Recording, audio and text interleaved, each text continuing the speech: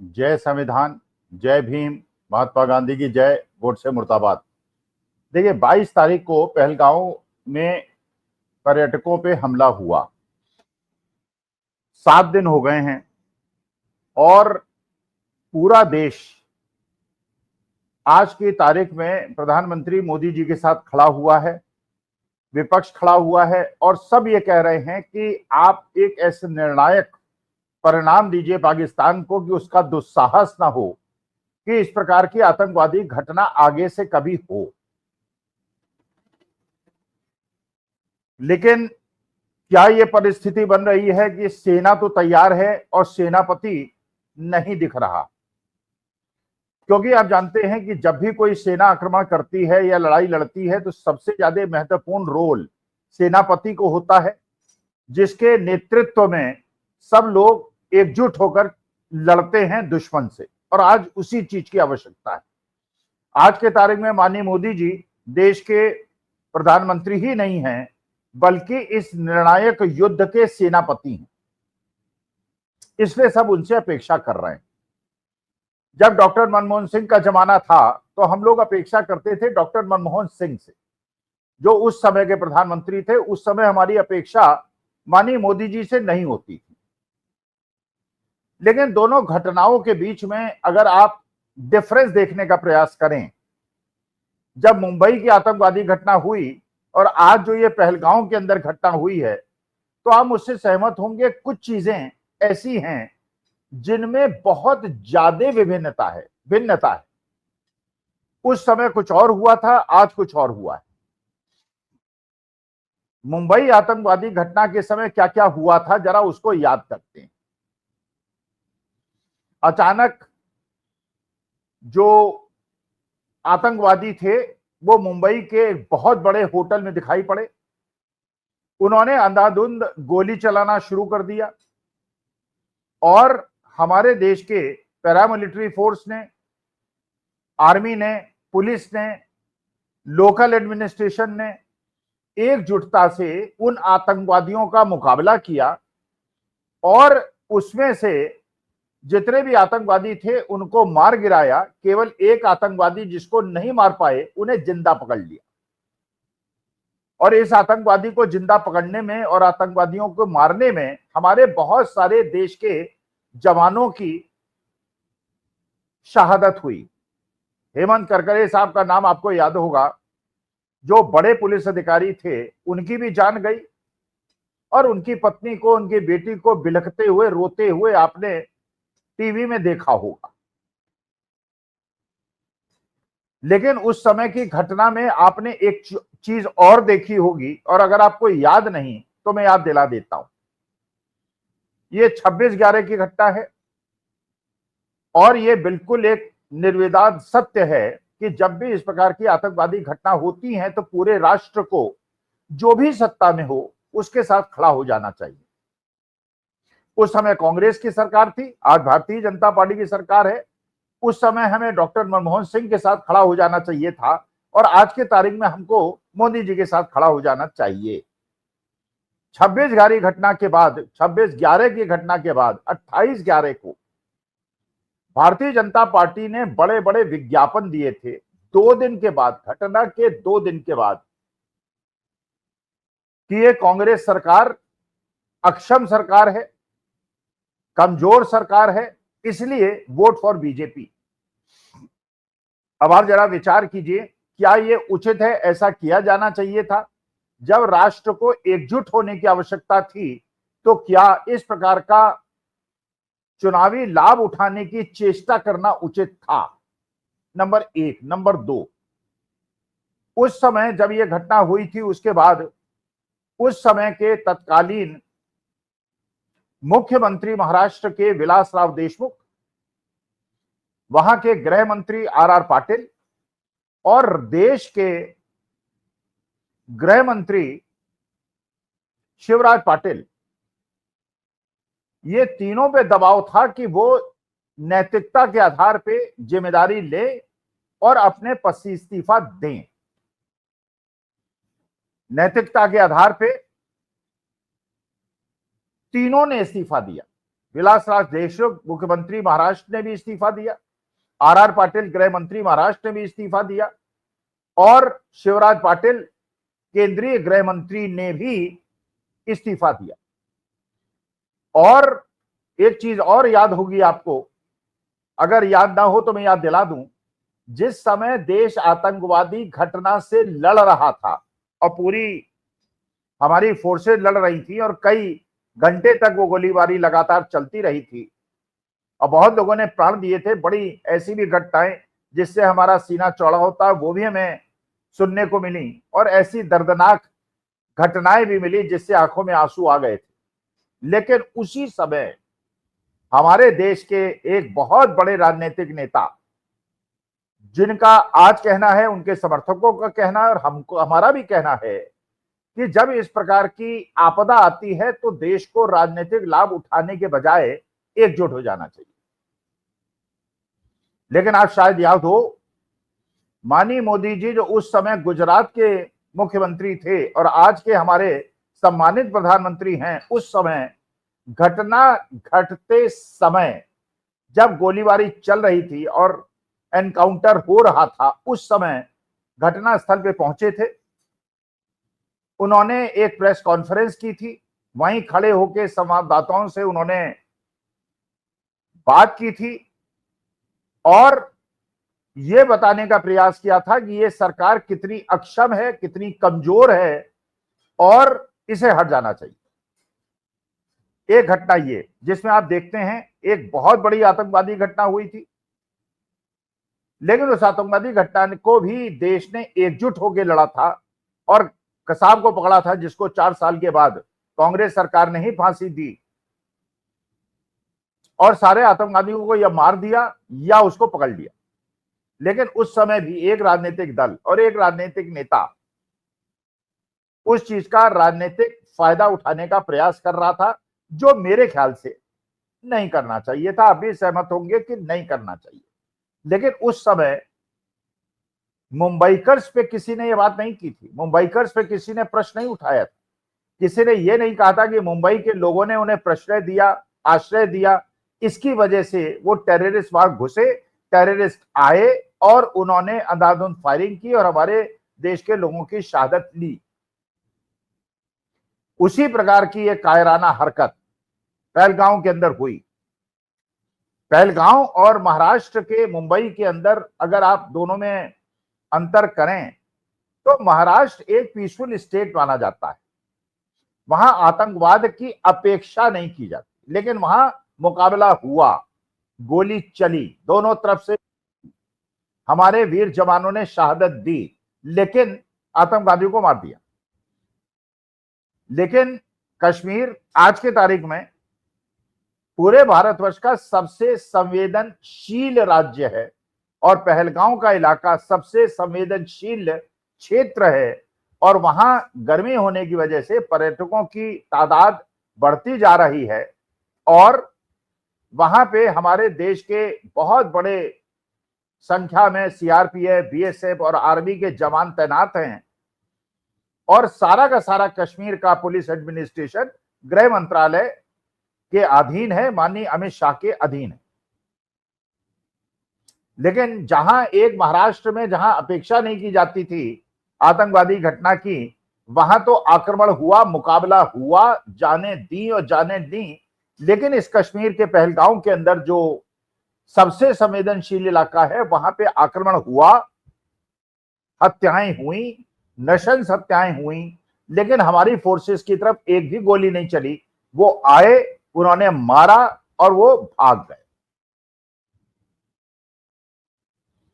एक प्रकरण तो ये। उसके बाद चलिए आज के तारीख में, जैसे उस समय महाराष्ट्र के अंदर, मुंबई के अंदर ये कांड हुआ था, पूरा देश एकजुट था और कुछ लोगों ने राजनीतिक फायदा उठाने का प्रयास किया था, लेकिन आज पूरा देश माननीय मोदी जी के साथ खड़ा है। सभी राजनीतिक नेताओं ने, बड़े बड़े नेताओं ने, कांग्रेस के, डीएमके के, एसपी के, आरजेडी के, कम्युनिस्टों के, ये कहा है। सर्वदलीय बैठक बुलवाई गई, सर्वदलीय बैठक में सब लोग मौजूद थे। माननीय मोदी जी को छोड़कर वहां राजनाथ सिंह भी थे, अमित शाह भी थे, लेकिन मोदी जी नहीं थे, जबकि वो देश की एक बहुत बड़ी आज के तारीख में एक हमारे देश पे आक्रमण हुआ है, एकजुटता की और सेनापति के होने की आवश्यकता थी, लेकिन मोदी जी बिहार के चुनाव में व्यस्त थे। सबने रिजॉल्व किया, सब नेताओं ने कहा कि वो देश की भारत सरकार के साथ है और मोदी जी के साथ। किसी ने उसका राजनीतिक फायदा उठाने का प्रयास नहीं किया। लेकिन 7 दिन हो गए हैं, देश के अंदर अपेक्षाएं बढ़ती जा रही हैं। देश ये सोच रहा है कैसे निर्णायक लड़ाई होगी और कैसे पाकिस्तान को मुंहतोड़ जवाब दिया जाएगा। और पाकिस्तान के ऊपर अब आर्मी के जनरल्स भी कह रहे हैं अब की बात सर्जिकल स्ट्राइक नहीं, पाकिस्तान का समूल नाश की आवश्यकता है, जो हमारे निर्दोष पर्यटकों को मारने का दुस्साहस करता है। लेकिन ऐसे समय में जब पूरा विपक्षी दल सरकार के साथ खड़ा है, कुछ चटपूजिए नेता के कथन को गोदी मीडिया किस प्रकार से प्रचारित प्रसारित कर रहा है और जनता को गुमराह करने का प्रयास कर रहा है, जबकि उनके केंद्रीय नेतृत्व ने, हर विपक्षी दल के नेतृत्व ने यह स्पष्ट कर दिया है कि हम सरकार के साथ हैं, मोदी जी के साथ। लेकिन उसको ऐसे प्रचारित किया जा रहा है जैसे कोई उसका राजनीतिक लाभ, कभी सीतारमैया साहब की बात की जाती है, कभी कश्मीर कांग्रेस कमेटी के अध्यक्ष की बात की जाती है, कभी मणिशंकर अय्यर जो किसी पद पे भी नहीं है उनकी बात की जाती है। लेकिन उस समय के तत्कालीन गुजरात के मुख्यमंत्री जिन्होंने घटना स्थल पर जाकर प्रेस कॉन्फ्रेंस की थी, उस बात को भुलाने का प्रयास किया जाता है। लेकिन आज देश एकजुट खड़ा है, देश एकजुट है। लेकिन कहना नहीं चाहिए और ना कहूंगा, लेकिन एक चीज दिमाग में मेरे आ रही है, इस घटना के संदर्भ में इसको मत लीजिएगा, कहीं आप कोरिलेट करें और जैसे नेहा सिंह राठौर के ऊपर एफआईआर लिखा दी गई वैसे मेरे ऊपर भी एफआईआर लिखा दी जाए, मैं उसके लिए इच्छुक नहीं। लेकिन एक कहावत है हिंदी की, धोबी पर बस नहीं चला, गधे के कान उमेट दिए। क्योंकि धोबी मजबूत है, डंडा भी मार सकता है, लठ भी चला सकता है, और गधा बेचारा उस पे कान उमेट दो, क्या बोलेगा, रोएगा गाएगा, खाना तो उसे मालिक से ही है। इस समय जबकि पाकिस्तान को सबक सिखाने की आवश्यकता थी, उस समय एक नेहा सिंह राठौर जो गायिका हैं, वो एक प्रश्न उठाती हैं कि प्रश्न हम किस बात पे पूछें, हम महंगाई पे नहीं पूछ सकते, हम बेरोजगारी पे नहीं पूछ सकते, हम देश के अंदर धार्मिक विद्वेष पे नहीं पूछ सकते, और अब ये पहलगांव के अंदर जो घटना हुई है अगर इस पे भी नहीं पूछ सकते तो हम प्रश्न पूछें क्या। उन पे एफआईआर लिखा दी गई। लेकिन नेहा सिंह राठौर एक सशक्त महिला हैं, और आपको याद होगा जब इंदिरा जी का जमाना था, इमरजेंसी थी, जयप्रकाश नारायण ने एक नारा दिया था, सच कहना अगर बगावत है तो समझो हम भी बागी हैं। क्योंकि राष्ट्र हित में जो भी प्रश्न उठाया जा रहा है वो राष्ट्र हित में है। पूरा देश एकजुट है, देश के साथ है, प्रधानमंत्री मोदी के साथ है, और इस समय देश के अंदर आंतरिक कलह, हिंदू मुसलमान करके देश को कमजोर करने वाली शक्तियों का मुकाबला करने के लिए पूरे देश को पाकिस्तान का मुकाबला करना चाहिए। लेकिन कुछ गोदी मीडिया अपने स्टूडियो में बैठ के मिसाइल फायर कर रहे हैं और ऐसा दृश्य क्रिएट कर रहे हैं जैसे पाकिस्तान हिंदुस्तान की लड़ाई अब ये टीवी स्टूडियो में गोदी मीडिया वाले ही लड़ेंगे, और उसके लिए आर्मी की आवश्यकता नहीं होगी, एयरफोर्स और नेवी की आवश्यकता नहीं होगी। और जैसे वो नैरेटिव बनाने वाले भारतीय जनता पार्टी के नेताओं को समय देते हैं, उनकी पूरी बात सुनते हैं, दूसरों को म्यूट कर देते हैं, और जो ये 26/11 की घटनाओं की बात करते हैं, जो ये बात करते हैं कि मोदी जी को उस बैठक में होना चाहिए था, उनको म्यूट कर देते हैं, उनकी बात के बीच में बोलने लगते हैं जिनकी उनकी बात जनता तक ना पहुंचे। लेकिन जनता तक बात पहुंच जाती है। अभी मैंने एक कार्यक्रम में एक कांग्रेस के बड़े नेता को सुना जो पत्रकार भी हैं, उन्होंने कहा जब 2024 का लोकसभा चुनाव था और कांग्रेस के पास पैसे नहीं थे क्योंकि उनके सारे खाते इनकम टैक्स ने भारतीय जनता पार्टी के इशारे पे बंद कर दिए थे, तीसरे फेज तक कांग्रेस के पास इतना भी पैसा नहीं था कि एक भी बैनर पोस्टर लगा सके। पहला पोस्टर लगा था चौथे फेज पर, लेकिन जिस प्रकार के निर्णय आए इसका मतलब यह है कि देश की जनता तक मैसेज पहुंच जाता है। देश की जनता लोकतंत्र के अंदर बहुत ज्यादा ताकतवर और मजबूत है, और पैसा हो ना हो, प्रचार हो ना हो, जनता खुद चुनाव लड़ती है और देश के लोकतंत्र को बचाने के लिए, संविधान को बचाने के लिए प्रयास करती है। और उसी वजह से आज के तारीख में भारतीय जनता पार्टी को पूर्ण मेजॉरिटी नहीं मिली और वो चंद्रबाबू नायडू और नीतीश कुमार के कंधे पे हाथ रखकर अपनी सरकार चला रहे हैं। लेकिन नीतीश कुमार की और चंद्रबाबू नायडू की भी कोई मजबूरियां हैं। इस प्रकार से लोकतंत्र का हनन, एक समाज, देश का जो 20% या 17% या 12% है देश की जनसंख्या में, उसको सारे चीजों के लिए दोषी बनाना और देश को अंदर से कमजोर करने के बावजूद देखते हुए वो प्रतिरोध नहीं कर रहे हैं, विरोध नहीं कर रहे हैं, तो कोई समस्या तो है। एक और कहावत है, इसे फिर इससे मत जोड़िएगा, नाच न जाने आंगन टेढ़ा। सारे गोदी मीडिया के अंदर ये बात कही जा रही है कि पहले ये हुआ, पहले वो हुआ।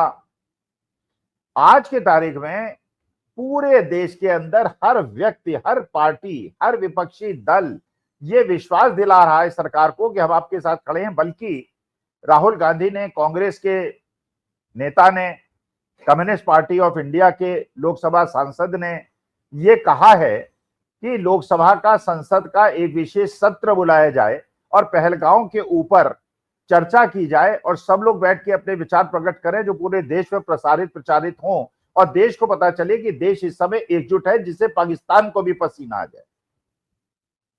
अब देखते हैं संसद का सत्र कब बुलाया जाएगा। और आपको याद होगा जब पंडित जवाहरलाल नेहरू के जमाने में 1962 का स्थिति पैदा हुई थी, अपोजिशन ने उस समय की कांग्रेस की तत्कालीन सरकार को चेताया था और एक संसद का सत्र विशेष बुलाया गया था और उसमें अटल बिहारी वाजपेयी ने और बाकी विपक्षी दलों ने पंडित जवाहरलाल नेहरू की बुरी तरह से आलोचना की थी और पंडित जी उसको सुनते रहे क्योंकि उस समय चूक हुई थी और उन्होंने विपक्ष को कॉन्फिडेंस में लेकर देश ने एकजुट होकर फिर आगे बढ़ने का प्रयास किया था। आज के तारीख में विपक्ष कह रहा है कि हम सत्ता पक्ष के साथ हैं, आप जो भी करेंगे हम आपके साथ हैं, लेकिन सत्ता पक्ष सारा का सारा दोष मुसलमानों पे और विपक्षी डालने का प्रयास कर रहा है। और पहले जब मुंबई अटैक हुआ था तब उसका राजनीतिक लाभ उठाने का प्रयास हुआ था। और आज के तारीख में जब सत्तासीन भारतीय जनता पार्टी है, सत्ता में बैठी है, एक भी रिजिग्नेशन नहीं हुआ, एक भी त्यागपत्र नहीं हुआ और उसके बाद सारी की सारी चीजों का नाजायज फायदा उठाने के लिए, राजनीतिक लाभ उठाने के लिए गोदी मीडिया के माध्यम से विपक्षी दलों को जिम्मेदार ठहराया जा रहा है। क्या इसको राजनीतिक लाभ उठाने की चेष्टा नहीं माना जाएगा? क्या इसको आपदा में अवसर नहीं लेना माना जाएगा? जब देश की जनता और यहां तक कि मुसलमान हो, क्रिश्चियन हो, पूरा हिंदुस्तान, क्योंकि भारत की एक फितरत है, जब ये हमारे देश के ऊपर आक्रमण हुआ है, जबकि देश की अस्मिता पे आक्रमण हुआ है, पूरा देश एकजुट हो जाता है। बाकी हम लोग लड़ते झगड़ते रहे, आपस में विवाद करते रहे, लेकिन सब एकजुट हो जाता है। आज एकजुट खड़ा है, लेकिन इस आपदा का अवसर उठाते हुए भी फिर राफेल फाइटर प्लेन मंगा लिए गए। पहले के फाइटर प्लेन का क्या हो रहा है उसका पता नहीं, लेकिन एक लाखों करोड़ों की फिर एक डील हो गई है और उसमें क्या खरीद में हुआ होगा ये तो भगवान जाने, लेकिन आपदा में अवसर उठा लिया गया है। और जब हम लोग कहते हैं, ये निवेदन करते हैं कि इन राफेल जो आपने बढ़ाए हैं, बड़े बड़े फाइटर प्लेन मंगाए, इसका उपयोग कीजिए और पाकिस्तान को नेस्तनाबूद कर दीजिए, तो गोदी मीडिया फिर युद्ध के नुकसान बताना शुरू कर देता है। और जब हम लोग या विपक्षी दल का कोई नेता कहता है युद्ध समाधान नहीं है, सीधा रमैया कहते हैं या नरेश टिकैत और राकेश टिकैत कहते हैं युद्ध समाधान नहीं है, बातचीत से कीजिए, तब कहते हैं देखिए लोग बातचीत की बात कर रहे हैं, युद्ध होना चाहिए। जब हम कहते हैं युद्ध होना चाहिए तब कहते हैं कि नहीं बातचीत से करना चाहिए, युद्ध कोई समाधान नहीं। तो भैया सत्ता में आप बैठे हैं महाराज, हमारी पूरी निष्ठा आपके साथ है, पूरा समर्थन आपके साथ है, पूरे देश का समर्थन आपके साथ है। ये स्केपगोट क्यों ढूंढ रहे हैं और इस घटना का राजनीतिक लाभ उठाने का प्रयास भारतीय जनता पार्टी क्यों कर रही है, ये मुझे समझ में नहीं आ रहा है। एक अध्यापक को समझ में नहीं आ रहा है, और गोदी मीडिया का रोल तो बिल्कुल ही मुझे समझ में नहीं आ रहा है कि वो भी इस प्रकार का युद्ध का माहौल बना रहा है स्टूडियो के अंदर, और सारा दोष विपक्षी दल और पंडित जवाहरलाल नेहरू और देश की 140 करोड़ जनता पे डाल रहा है। तो ये कह रहे हैं कि इसके लिए पंडित जवाहरलाल नेहरू जिम्मेदार हैं पहलगांव की घटना के लिए। पीयूष गोयल साहब वरिष्ठ मंत्री कह रहे हैं कि देश की जनता अगर राष्ट्रीयता में ओतप्रोत होती, इस प्रकार की घटना नहीं होती। इस प्रकार की उलझुल बातों को छिपाकर और छुड़वैया अपोजिशन नेताओं की बातों को प्रखरता से सारा दोष उन पे डाला जा रहा है, जबकि पहलगांव की घटना केवल इस वजह से हुई है कि वहां पे सुरक्षा मौजूद नहीं थी, इंटेंशनली नहीं थी या अनइंटेंशनली नहीं थी, मुझे नहीं पता। और कुछ ऐसे गोदी पत्रकार हैं जो पेड़ के अंदर छोटे से सुराख में 2 आतंकवादियों को छुपे होने की खबरें फैलाकर एक ऐसा माहौल बनाना चाहते हैं। जब यहाँ पे नोटबंदी हुई थी देश के अंदर और देश की अर्थव्यवस्था चौपट हो गई थी, गरीब आदमी चौपट हो गया था, उस समय जिस प्रकार से वो चिप बता रही थी कि इस नोट 2000 के नोट के अंदर चिप है और उस चिप से पता चलाया जा सकता है कि नोट कहां छिपाया हुआ है, और इस बार वो बता रही हैं कि इतने बड़े सुराख में 2 आतंकवादी, और खुद अगर उन पत्रकार महोदया से कहा जाए कि आप जरा इसमें बैठ के दिखा दीजिए, खुद नहीं घुस पाएंगी जबकि उनका कद छोटा है, लेकिन वो बड़े बड़े आतंकवादियों को, 2 आतंकवादियों को उसमें छुपे रहने की बात करके जनता का ध्यान भटकाने का प्रयास कर रहे हैं। तो मेरा एक निवेदन है देश के प्रधानमंत्री माननीय मोदी जी से, देश के गृह मंत्री अमित शाह जी से, कृपा करके देश को अंदर से एकजुट करने के लिए प्रयास करें। सब आपके साथ खड़े हैं, इस समय हमारे अंदर कोई मतभेद नहीं है।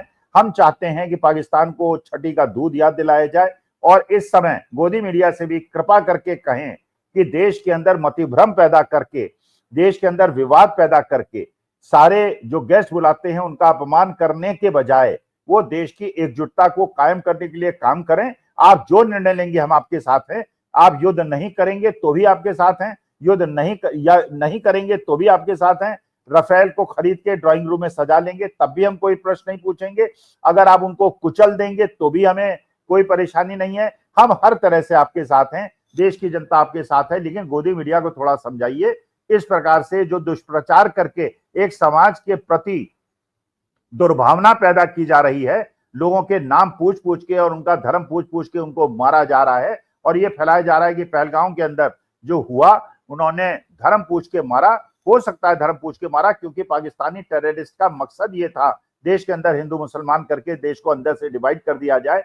लेकिन जिस प्रकार से रामजी लाल सुमन में, अलीगढ़ में दोबारा काफिले पे अटैक हुआ, और जिस प्रकार से दलितों को नाम पूछ के और उनकी जात पूछ के उनको पीटा जाता है, मारा जाता है और आग लगाई जाती है, वो भी दुर्भावनापूर्ण है। धर्म पूछ के भी किसी को नहीं मारा जाना चाहिए और जात पूछकर भी किसी को नहीं मारना चाहिए। ये मेरा निवेदन है। तो माननीय मोदी जी, देश आपके साथ खड़ा है, गोदी मीडिया को थोड़ा समझाइए।